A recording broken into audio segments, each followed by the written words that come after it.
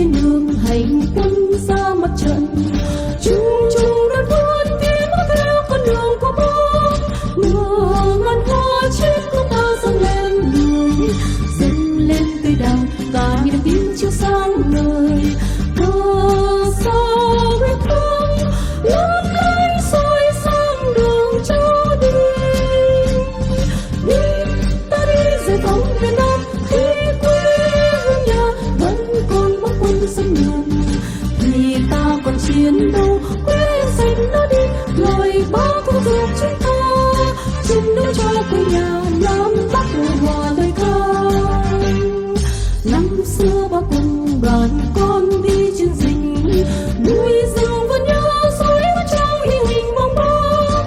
Cả đoàn quân tiến theo người như tham đầu, đêm biên năm nào vọng lấy bác dưới chiến hào. Toàn quân hôm nay vẫn phát cao cờ đỏ bám trao.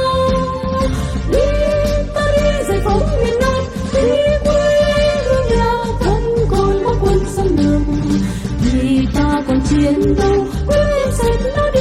Lời bác vô hình vĩ công, bác kính như đang cùng chung cho hành quân.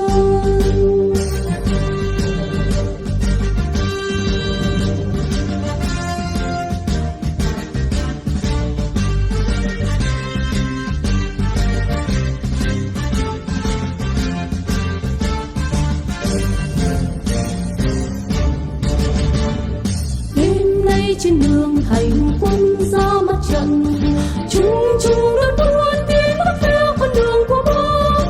Nhờ ngàn hoa trên con ta dâng lên người, dâng lên cây đào cả niềm tin chiếu sáng ngời.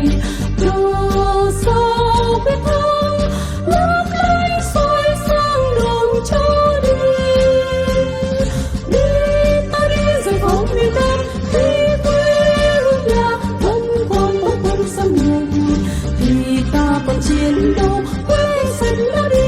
Lời bác thúc giục chúng ta chung đỡ cho quê nhà Nam Bắc hòa lời ca. Hôm nay bác gọi cả non sông đáp lời, riêng lệ sông tôi quyết lên ta giành chiến thắng. Đường hành quân dốc núi cao bao vững thẳm, biển sâu lao bằng lòng hàn gắn cao ngút trời. Miền Nam ta ơi hãy hát cao cờ đỏ thắm tươi. Ta sống lên giải phóng thành đô, phá hết quân đồn quét sạch bóng quân sông đường. Vì độc lập tự do quyết giành ấm no, giành lấy những mùa xuân.